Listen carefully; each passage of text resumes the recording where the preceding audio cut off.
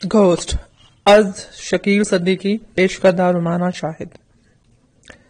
رات تاریک تھی اور سڑکیں سنسان۔ اگر وہ پر رونق سڑکوں سے گزر کر اپنے اپارٹمنٹ تک جاتے تو انہیں ایک لمبا چکر کاٹنا پڑتا، لہذا انہوں نے اس چھوٹے راستے کو مناسب جانا۔ ان کا اپارٹمنٹ وہاں سے زیادہ فاصلے پر نہیں تھا۔ ڈرامہ کیسا لگا تمہیں؟ سام نے پوچھا۔ بہت اچھا، میں تو جیسے گمسم بیٹھی رہی، مولی نے کہا۔ میں کہا شاید تمہیں ایسے ڈراموں میں دلچسپی نہیں ہے۔ تم یہ کیسے کہہ سکتی ہو؟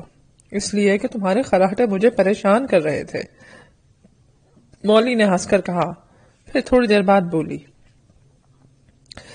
میں نے تمہیں یہ تو بتا دیا تھا نا کہ مارسیا کا ڈرامے میں کیا مکالمہ تھا؟ ہاں، یہ بات تم تقریباً 6 بار بتا چکی ہو۔ وہ بہت اہم مکالمہ ہے، نیو یارک ٹائمز نے بھی اس کا اچھا تبصرہ کیا ہے۔ مولی، نیو یارک ٹائمز کا تبصرہ فرسٹریشن کا شکار ہے، سام نے کہا۔ اب اس کے چہرے پر محاسے، وہ تبصرہ نگاری کیا جانے۔ اسکول آف تھیٹر کو ہر ایک تبصرہ نگار نہیں سمجھ سکتا، ویسے بھی کسے پرواہ کہ وہ کیا لکھتا ہے۔ اس کا تبصرہ 8 کروڑ اشخاص پڑھتے ہیں؟ نہیں، ان میں سے بہت سے ایسے ہیں جو کھیلوں کا صفحہ پڑھتے ہیں، ایک نظر تھیٹر اور وہ فلم پر ڈال لیتے ہیں۔ البتہ نیو یارک واقعی خوبصورت شہر ہے۔ شکریہ، مولی نے کہا اور چلتے ہوئے اپنا سر سام کے سینے سے ٹکا دیا۔ سام اس وقت نیلی جینز اور سرخ رنگ کی جرسی پہنے تھا، اس کے سنہری بال خوبصورتی سے بنے ہوئے تھے۔ سام، میں تم سے شادی کرنا چاہتی ہوں۔ کیا؟ سام حیرت سے چھٹک کر بولا۔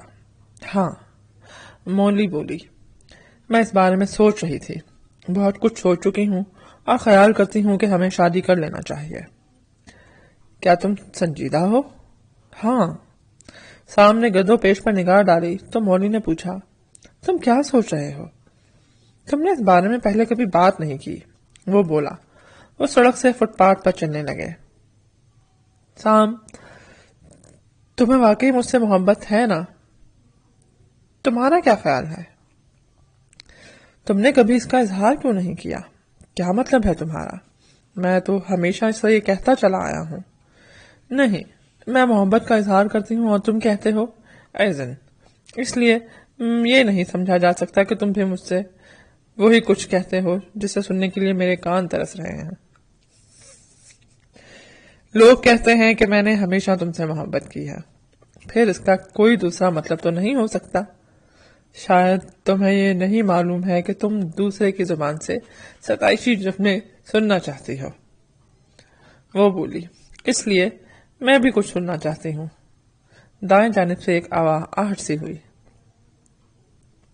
انہوں نے گردن گھما کر دیکھا۔ ایک تاریک دروازے کی آڑ سے ایک مفلوق الحال سا شخص نکل رہا تھا۔ اس کا شیو بڑا ہوا تھا اور جسم پر بے ہنگم سا لباس تھا۔ کھٹ کھٹ کھٹ، وہ ان کا تعاقب کرنے لگا تو اس کے جوتوں کی آواز فٹ پاتھ پر آواز پیدا کرنے لگی۔ اب ہم کیا کریں؟ مولی نے سراسیمگی میں سرگوشی کی اور اپنا چہرہ سام سے سینے میں چھپا لیا۔ میں اس سے نمٹ لوں گا، سام نے اسے تسلی دی۔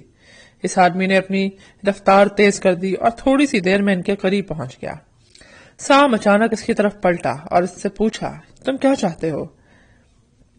اس شخص نے ہولسٹر سے ریوالور کھینچا اور اس کی نال سام کی گردن سے لگا کر بولا، اپنا پرس میرے حوالے کر دو۔ سام، پرس اسے دے دو، مولی نے ملتجیانہ لہجے میں کہا۔ رقم لے لو اور چلے جاؤ، سام نے اسے کہا اور اپنا پرس نکال کر اسے دے دیا۔ وہ اباس شخص اپنے ریوالور کی طرف سے بے پرواہ ہو کر پرس کو الٹنے پلٹنے لگا تو سام نے اس پر حملہ کر دیا۔ اس کا ایک ہاتھ ریوالور والی کلائی پر پڑا اور دوسرا اس کے پیٹ میں۔ وہ آدمی دائیں جانب پلٹ گیا مگر اس نے ریوالور ہاتھ سے نہیں چھوڑا۔ سام نے اسے دھکا دیا تو وہ دائیں جانب کی ایک بند دکان کے شٹر سے جا ٹکرایا۔ ایک زوردار گڑگڑاہٹ ہوئی اور شٹر اوپر سے نیچے تک کھل کر رہ گیا۔ پھر اس نے سنبھالا لیا اور سام سے گتھ گیا، کوئی ہماری مدد کرے، ارے دیکھو یہ کیا ہو رہا ہے۔ مولی چیخ رہی تھی اور سراسیمگی سے اس کے حلق سے سہمی سہمی سی آوازیں نکل رہی تھیں۔ سام نے چھپٹ کر اس کی وہ کلائی پھر تھام لی جس میں ریوالور تھا وہ چھریرے جسم کا ایک مناسب قامت والا شخص تھا، مگر اس کے ہاتھوں پیروں میں بلا کی طاقت تھی۔ وہ سام کو رگڑے دے رہا تھا۔ کوئی ہماری مدد کرے، مولی چیخ رہی تھی۔ سام اسے جانے دو۔ اوباش شخص اچانک پلٹ پڑا اور اس نے ریوالور والا ہاتھ جھٹکے سے چھڑاتے ہوئے فائر کر دیا۔ ٹھائیں! ایک ہولناک دھماکہ ہوا اور سناٹا مجروح ہو گیا۔ اٹھائی گیر اس کا پرس لے کر وہاں سے بھاگتا ہوا گلی کے آخری حصے تک چلا گیا۔ سام نے قسم کھائی تھی کہ اس کا پیچھا نہیں چھوڑے گا، لہذا وہ بھی اس کے تعاقب میں دوڑتا چلا گیا، مگر آگے جا کر وہ اٹھائی گیر معلوم نہیں کن راہوں پر مڑ گیا کہ سام کو سمجھ میں نہ آیا کہ کدھر جائے۔ اسے مولی کا خیال آیا تو وہ دوڑتا ہوا واپس آ گیا۔ وہ دوڑنے سے اس کا سانس بالکل نہیں پھولا تھا۔ مولی سڑک پر بیٹھی سسکیاں بھر رہی تھی۔ آؤ یہاں سے چلیں، رونے کی کوئی ضرورت نہیں ہے، اس نے کہا، مگر اسے سختہ سا ہو گیا، اس لیے کہ مولی کی گود میں اس نے اپنا سر دیکھا۔ وہ سسکیاں لے رہی تھی اور اس کا خون آلود سر سہلا رہی تھی۔ ٹھہرو مولی، سب ٹھیک ہو جائے گا، اس نے دلاسا دیتے ہوئے کہا، لیکن مولی نے اس کی آواز نہیں سنی۔ اور سر اٹھا کر کہہ رہی تھی، ارے ہے کوئی ہماری مدد کرنے والا؟ اوہ خدایا، یہ کیا ہو گیا؟ کوئی ہماری مدد کرے۔ وہ اسے دلاسا دیتے ہوئے اس کے پاس بیٹھ گیا۔ پھر اس نے اپنا چہرہ تھامنا چاہا جو مولی کی گود میں رکھا تھا، تو اس کے دونوں ہاتھ چہرے میں جذب ہوتے چلے گئے۔ سام گھبرا کر پیچھے ہٹ گیا۔ وہ مولی سے کچھ کہنا چاہتا تھا، اسے تسلی دینا اور اسے اپنے سینے سے لگانا چاہتا تھا، مگر مولی اس کی آواز سننے سے قاصر تھی، اسے دیکھ بھی نہیں پا رہی تھی۔ وہ یقیناً اس کا مثالی جسم تھا جو زندہ لوگوں کو نظر نہیں آ سکتا تھا۔ ارے یہ کیا ہو گیا؟ کوئی میری مدد کرنے والا ہے؟ مولی سر اوپر اٹھا کر اب بھی چیخ رہی تھی۔ اس کی آنکھوں سے آنسو رواں تھے اور اس کے رخساروں کو تر کر رہے تھے۔ سام کا دل بھر گیا۔ وہ کیا کر سکتا تھا؟ بالآخر کچھ لوگوں نے مولی کی آواز سنی۔ وہ آدمی دوڑتے ہوئے اس کی طرف آ گئے۔ مولی نے مختصر لفظوں میں انہیں اس حادثے کے بارے میں بتایا تو وہ اس کی مدد کرنے پر آمادہ ہو گئے۔ ایک شخص نے بوٹ میں جا کر نزدیکی اسپتال کو فون کر دیا تو 4 منٹ بعد ایمبولینس آ گئی۔ سام بھی اس کے ایک گوشے میں بیٹھ گیا اپنے جسم کے ساتھ۔ اسے غیر مرئی قوتیں بلاتی رہ گئی اور آسمان سے زمین تک آنے والی روشنی اسے اپنے حالے میں لے کر دوسری دنیا میں لے جانا چاہتی تھی، مگر وہ پیچھے ہٹ گیا۔ وہ اتنی جلدی واپس نہیں جانا چاہتا تھا۔ اپنے قاتل کو کیفر کردار تک پہنچانا اس کے مقاصد میں شامل تھا۔ اس کی لاش کو ایمرجنسی اور انتہائی نگہداشت کے وارڈ میں لے جایا گیا، جہاں وہ دو ڈاکٹروں نے اس کا تفصیلی معائنہ کیا۔ ایک ڈاکٹر مولی کو وارڈ سے باہر لے آیا۔ باہر انتظار گاہ تھی جہاں مریضوں کے لواحقین اور رشتہ دار بیٹھے تھے، امید و بیم کی کیفیت میں۔ سام باہر ہی بیٹھا تھا اور اس کا جسم سفید چادر اوڑے ہوئے انداز پر اندر پڑا ہوا تھا۔ اچانک ایک بوڑھا اس کے نزدیک آ کر کرسی پر بیٹھ گیا۔ وہ چیک دار قمیض اور پتلون پہنے ہوئے تھا۔ اس کا سر بالوں سے عاری تھا اور ہونٹ اندر کو دبے ہوئے تھے۔ تمہارے ساتھ کیا ہوا تھا؟ اس نے گونجدار آواز میں پوچھا۔ کیا؟ سام چونک گیا۔ اسے حیرت تھی کہ بوڑھے نے اسے کیسے دیکھ لیا۔ میرا اندازہ ہے کہ تم نئے ہو۔ کیا تم مجھ سے بات کر رہے ہو؟ سام نے تعجب سے پوچھا۔ ہاں، میں تم سے یہ کہنا چاہ رہا تھا کہ اب پہلے جیسی کوئی بات نہیں ہوگی۔ سب کچھ تمہیں موم کی گیند کی طرح سے محسوس ہوگا۔ ہر چیز تمہارے لیے نئی ہوگی۔ مگر تم کون ہو اور یہاں کیسے آ گئے؟ میرا نام لیمبرٹ ہے، امریکی نژاد ہوں اور یہاں اپنی بیوی کا انتظار کر رہا ہوں۔ بس وہ کسی بھی لمحے آنے والی ہوگی۔ کہاں سے آنے والی ہوگی؟ سام نے حماقت انگیزی سے سوال کیا۔ انتہائی نگہداشت کے وارڈ نمبر 2 سے، کیونکہ پہلے میں تو تم پڑے ہوئے ہو۔ وہ موت و حیات کی کشمکش میں مبتلا ہے۔ پھر وہ آگے گیا اور اس نے سام کے جسم کے قریب پہنچ کر اپنا چہرہ جھکایا تو ہلکی سی آواز کے ساتھ اس میں جذب ہوتا چلا گیا۔ اس وقت سام کو یقین ہو گیا کہ وہ اسی کی طرح کا ایک مثالی جسم ہے اور روحانی طور پر یہاں موجود ہے۔ وہ پھر اس کے پہلو میں آ کر بیٹھ گیا اور آہستہ سے رازدارانہ انداز میں بولا، یہ دروازے تمہارا راستہ روک سکتے ہیں؟ نہیں روک سکتے، تم خود ہی دیکھ لو گے۔ ایمرجنسی وارڈ نمبر 3 میں تمام ڈاکٹر پریشانی میں مبتلا تھے، کیونکہ وہاں موجود مریض پر دل کا دورہ پڑا تھا۔ اس کا سانس اکھڑ رہا تھا۔ ڈاکٹر نرسوں کو ہدایت دے رہے تھے، اب یہ زندہ نہیں بچے گا۔ اس کے پہلو میں بیٹھا ہوا لیمبرٹ کہہ رہا تھا، میں لاکھوں بار ایسے واقعات کا مشاہدہ کر چکا ہوں۔ سامنے دیکھا کہ مریض رک رک کر سانس لے رہا تھا اور ڈاکٹر اسے مصنوعی امن تنفس سے سانس دلا رہے تھے۔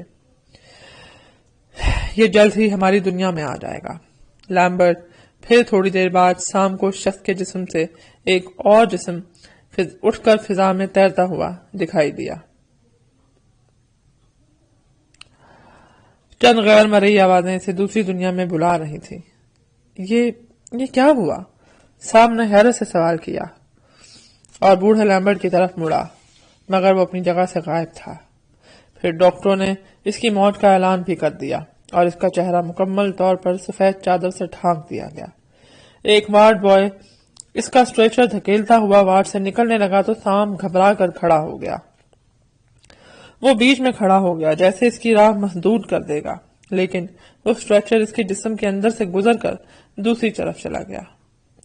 نہیں نہیں، وہ حیرت سے چیخ پڑا، مگر یہ حقیقت تھی اور مرنے والوں کے ساتھ ایسا ہی کچھ ہوا کرتا ہے۔ اوہ خدایا، میری مدد کر۔ وہ دیکھنا چاہتا تھا کہ اس کے جسم کو کہاں لے جایا جا رہا ہے، لہٰذا وہ اسٹریچر کے پیچھے لپکا۔ مردہ گاڑی میں ڈال کر وہ اسے مردہ خانے میں لے گئے، پھر اسے نہلا دھلا کر اور خوشبو لگا کر ایک تابوت میں بند کر دیا گیا۔ اس کے تمام اعضاء کو فون کر کے خبر دے دی گئی تھی، اس لیے وہ سب قبرستان میں جمع تھے۔ مولی بھی اس کی قبر کے سامنے بیٹھی سسکیاں لے رہی تھی اور کارل نے اس کا ہاتھ تھام رکھا تھا۔ تھوڑی دیر بعد سام کو اپنی بڑی بہن دکھائی دی، جس کی قبر نزدیک ہی تھی۔ وہ اسے دیکھ کر خوش آمدید کے پور پر وارحانہ انداز میں اپنا ہاتھ ہلا رہی تھی۔ پھر وہ مڑی اور اس کا حوالہ اپنی قبر کے تعویذ میں جذب ہو گیا۔ اپنے آپ کو دفن ہوتے دیکھ کر سام بہت افسردہ ہوا۔ پھر وہ تمام لوگوں کے ساتھ واپس آ گیا۔ وہ مولی کے ساتھ اس کے اپارٹمنٹ میں چلا گیا اور ایک گوشے میں جا کر بیٹھ گیا۔ اس کی سمجھ میں نہیں آ رہا تھا کہ وہ غمزدہ مولی کی دل جوئی کیسی کرے۔ وہ رات مولی پر بہت بھاری تھی، نیند اس کی آنکھوں سے بہت دور تھی اور وقت کاٹے نہیں کٹ رہا تھا۔ اس نے وقت گزاری کے لیے مٹی کا پیالہ بنانا شروع کر دیا، مگر چاک بار بار ٹیڑھا ہوا جا رہا تھا۔ مولی نے اسے جھنجھلاہٹ میں خود ہی موڑ دیا اور مٹی کی گیند بنا کر اسے ایک طرف ڈال دیا۔ اس نے ایک گہری سانس لی اور خود کلامی کے انداز میں بولی، آج نہ معلوم کیا بات ہے کہ میں نے تمہاری قمیض کو 3-4 بار چھوا ہے۔ سام نزدیک ہی بیٹھا تھا، مگر ان کے درمیان کوئی رابطہ نہیں ہو سکتا تھا۔ مسز رینالڈس نے کہا تھا کہ میں تمہیں ہیلو کہہ دوں۔ سام تم کہاں ہو؟ میں تمہیں یاد کر کے کئی بار رو چکی ہوں۔ میں ہمیشہ تمہارے متعلق سوچتی رہتی ہوں۔ میں ہر لمحہ تمہیں محسوس کرتی ہوں۔ میں تمہاری آواز سن رہا ہوں مولی، سام نے اس کے نزدیک بیٹھے ہوئے کہا۔ قریب ہی گول میز پر پالتو بلی کٹی بیٹھی ہوئی تھی۔ سام نے اس کی آنکھوں میں آنکھیں ڈال کر غور سے دیکھنا شروع کر دیا۔ دفتن کٹی نے ایک خوف زدہ سی چیخ ماری اور وہاں سے دم دبا کر بھاگ کھڑی ہوئی۔ کیا بات ہے کٹی؟ مولی نے اچانک چونک کر کہا اور اٹھ کھڑی ہوئی۔ جب دوسری طرف سے کوئی جواب نہیں ملا تو اس نے گہرا سانس لیا۔ عجیب دیوانی بلی ہے یہ بھی۔ وہ چند لمحوں بعد مڑی اور اس نے بے ساختگی سے کہا، سام؟ پھر خود کلامی میں بولی، سام یہاں کہاں ہے؟ میں بھی تو دیوانی ہو گئی ہوں، اسے تو میں خود قبرستان میں دفن کر کے آ رہی ہوں۔ وہ مڑی اور سام کے جسم میں داخل ہو کر دوسری طرف نکل گئی۔ دوسرے روز وہ کارل کے آفس میں گئی کیونکہ اس کے پاس ان کی بہت سی تصویریں تھیں جو اس نے ایک بار اتاری تھیں۔ مولی نے ان تصویروں کو دیکھا تو چند ایک مانگ لی۔ ایک تصویر کے متعلق اس کا کہنا تھا کہ وہ فریم کرا کے اسے دے دی جائے۔ میں اسے کل ہی لے آؤں گا، کارل نے کہا۔ وہ خوش تھا کہ سام جو کسی دیوار کی طرح سے اس کے راہ میں حائل تھا اب ختم ہو گیا۔ اسے خیال تھا بلکہ اسے یقین تھا کہ اب وہ اس کے دل میں آسانی سے جگہ پیدا کر لے گا۔ اگلے دن وہ فریم شدہ تصویر اور تحفے تحائف کے ڈبوں کے ساتھ لدا پھدا اس کے اپارٹمنٹ میں پہنچ گیا۔ ارے یہ کیا؟ مولی نے اس کے لیے دروازہ کھولا تو حیرت سے بولی، یہ تم کیا اٹھا لائے ہو؟ میں نے یہ سب کب لانے کو کہا تھا؟ میں ایک اچھے دوست کی حیثیت سے لے آیا۔ نہیں، میں ابھی تمہارے تحفے قبول نہیں کر سکتی۔ اس نے معذرت کر لی۔ اوکے۔ کارل نے وہ تحائف دروازے کے نزدیک ڈال دیے۔ میں انہیں واپس لے جاؤں گا۔ مولی، اس نے تھوڑی دیر بعد کہا، تم میرے ساتھ باہر کیوں نہیں چلتی؟ وہ بولا، باہر دھوپ ہے۔ نہیں، میں بھی کہیں نہیں جانا چاہتی۔ شام کا غم ابھی میرے دل دماغ سے چمٹا ہوا ہے۔ بس یوں ہی چہل قدمی کرنے۔ کارل، میں یہ بھی نہیں کر سکتی۔ مولی، تم سام کے ساتھ مر تو نہیں گئی ہو؟ کارل نے ناگواری سے کہا۔ مولی پر اس کا رد عمل فوری ہوا۔ اس نے کارل کے رخسار پر تماچا مار دیا۔ پھر اسے اپنے طرز عمل پر افسوس ہوا اور اس نے ندامت سے کہا، میں معافی چاہتی ہوں، مجھے ایسا نہیں کرنا چاہیے تھا۔ معافی مانگنے کی ضرورت نہیں، کارل نے آہستہ سے کہا۔ میں تمہیں زندگی سے بھرپور دوسری لڑکیوں کی طرح باہر کی دنیا میں لے جانا چاہتا ہوں۔ سام جو نزدیک ہی کھڑا تھا بے چین ہو کر ان لوگوں کی طرف بڑھا، مگر پھر رک گیا، اس لیے کہ وہ کچھ نہیں کر سکتا تھا۔ ہاں، تم درست کہہ رہے ہو، میرا یہ غم چند روزہ ہے، اس کے بعد میں وہی کچھ کروں گی جو تم کہو گے۔ یہ تم نے نارمل لڑکیوں والی بات کی ہے، کارل نے مسکرا کر کہا۔ وہ خوش تھا کہ مولی اس کی طرف مائل ہو رہی ہے۔ میں تھپڑ مارنے والی بات کی معافی چاہتی ہوں۔ اوہ، اس کی فکر نہ کرو، کارل نے کہا، بس میرے ساتھ تھوڑی دیر کے لیے باہر چلو۔ اس نے اپنے ساتھ لائے ہوئے ڈبے اٹھائے اور وہاں سے نکل آیا۔ مولی اس کے ساتھ تھی۔ انہوں نے دروازہ باہر سے لاک کر دیا۔ مولی، سام بے چینی سے چیخا اور اس کے پیچھے لپکا۔ پھر دروازے کے قریب پہنچ کر وہ ٹھٹک گیا، مگر اسے یاد آیا کہ وہ چیزوں میں سے گزر سکتا اور چیزیں اس میں سے گزر سکتی ہیں۔ اس لیے اس نے اپنے دونوں ہاتھ آگے بڑھائے اور دروازے میں داخل کیے۔ ایک ہلکی اور پراسرار آواز کے ساتھ اس کے دونوں ہاتھ دروازے کی طرف چلے گئے۔ دفعتاً کسی نے لاک میں چابی گھمائی اور دروازہ کھول کر اندر آ گیا۔ سانپ چونک کر پیچھے ہٹ گیا اور اس وقت اس کی حیرت کی کوئی انتہا نہ رہی جب اس نے اپنے قاتل کو اپنے اپارٹمنٹ میں داخل ہوتے دیکھا۔